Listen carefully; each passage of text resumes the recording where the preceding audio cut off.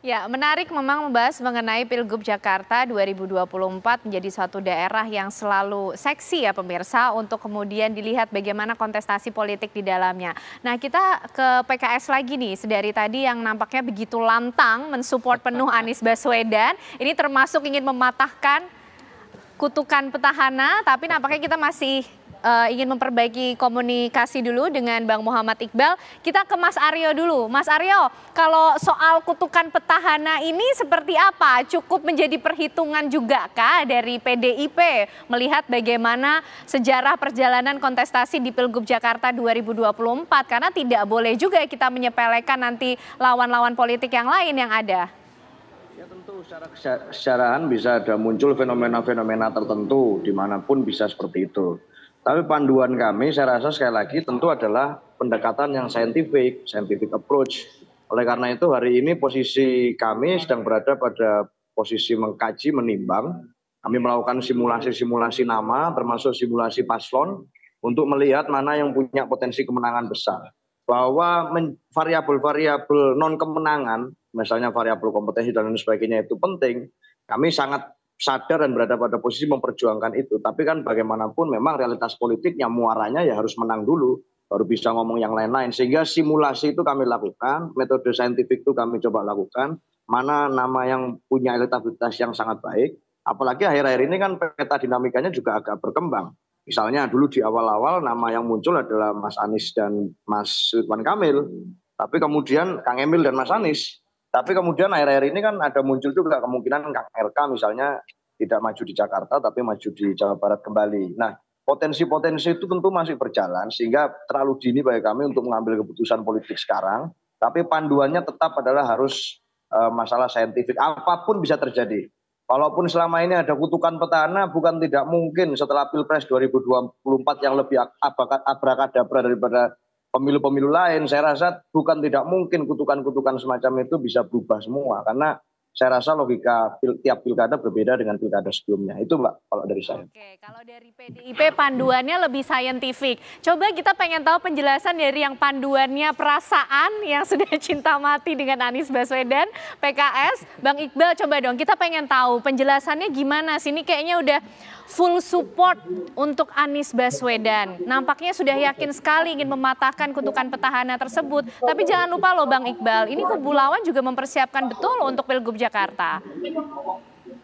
Justru itu kita mengajukan Mas Anies karena memang surveinya cukup tinggi. Ibaratnya orang pernah main di Piala Dunia, main di Liga Asia, tentu saja dia akan lebih mendominasi.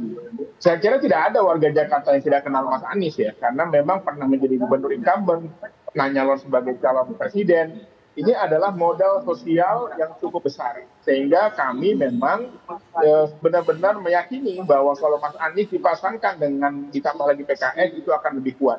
Karena apa? Tren di PKS ketika yang maju itu adalah kader, apalagi Pak Soebul Iman mantan presiden, tentu saja kerja kelasnya akan berkali-kali lipat, bahkan mungkin 3 kali lipat. Karena yang diperjuangkan adalah kader langsung mantan pimpinan, dan sampai sekarang masih pimpinan sebagai wakil ketua Majelis Syuro, dan itu saja bagi keuntungan juga bagi Mas Anies, karena dukungan dari kader PKS benar-benar akan lebih maksimal. Oke, Bang Iqbal, ya artinya mengajukan nama Anies Baswedan ini dasarnya lebih ke survei atau keyakinan? Juga termasuk wakilnya yang dipasangkan, ini sudah berdasarkan hasil survei kah? Atau ya sudah ini pokoknya dari PKS kadernya harus maju untuk mendampingi Anies Baswedan yang sebenarnya belum menjadi identitas PKS. Ya justru ini kan seperti yang disampaikan Pak Surya Paloh ya, bahwa Mas Anies ini ranking 1. Mungkin orang capek juga mau jadi wakilnya, kira-kira gitu kata Mas Surya Paloh ya. Dan tambah lagi tingkat kepuasan ketika beliau menjadi gubernur itu juga sangat tinggi. Jadi itu yang membuat kami semakin mantap meyakini bahwa Mas Anies plus dukungan dari wakilnya dari PKS itu akan sangat maksimal, akan luar biasa. Karena tadi lagi-lagi hipotesis ini baru berbeda dari calon-calon sebelumnya yang hanya 1 periode tapi nggak pernah calon presiden. Tapi Mas Anies 1 periode plus sebagai calon presiden tentu saja tidak bisa disamakan dengan incumbent sebelumnya yang hanya terpilih 1 kali. Kenapa? Karena dia memiliki kesempatan popularitas yang sangat besar dan tentu saja kami optimis ini akan menjadi sebuah kemenangan. Oke, baik Bang Huda, kalau tadi kita lihat ungkapan-ungkapan yang disampaikan oleh Bang Muhammad Iqbal nih, apakah nggak lebih dulu dilihat proposalnya PKS? Siapa tahu di situ sudah ada hitung-hitungannya, negosiasinya tidak hanya di ranah nomor 1 dan 2, atau mungkin negosiasinya di ruang yang lain. Dari PKB seperti apa? Juga ingin menggunakan survei, keyakinankah? Atau seperti apa? Ya banyak variabel kan kalau ngomongin soal potensi untuk bisa menang. Variabel pertama misalnya biasanya incumbent nggak mau hanya ada 2 poros, itu rata-rata. Incumbent rata-rata menghindari adanya 2 poros vis-a-vis ya secara langsung. Karena semakin banyak poros, incumbent biasanya akan semakin mudah untuk berpotensi untuk menang.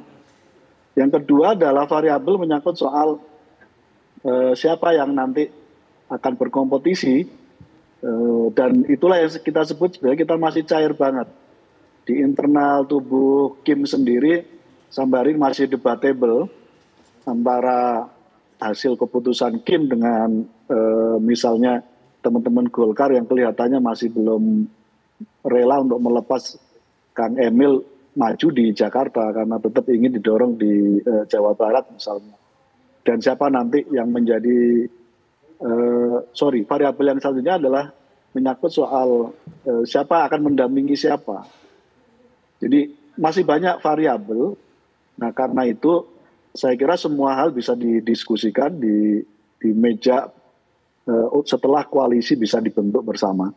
Dan tentu semua akan menghitung ketika hanya akan ada 2 poros di dalam pilkada DKI Jakarta, berarti semua partai akan menghitung siapa yang harus dimajukan untuk saling menjadi pelengkap dari calon kandidat gubernur yang akan diusung oleh masing-masing poros itu. Oke. Baik, Mas Adi, mungkin membaca proses negosiasi yang malam hari ini kita buka di Pasar Bebas ini, kalau saya bilang ini seperti apa Mas Adi? Ya panjang cerita, karena dalam politik 2 bulan misalnya menuju dalam pendaftaran Pilkada Jakarta ini adalah waktu yang saya kira apapun masih mungkin bisa terjadi. Dulu kita sering mendengar soal siapa yang akan berkompetisi, punya nama besar, punya nama hebat, tapi belum tentu juga. PDIP bahkan dalam sejarahnya ada calon yang diusung, tapi yang kemudian didaftarkan itu adalah nama orang.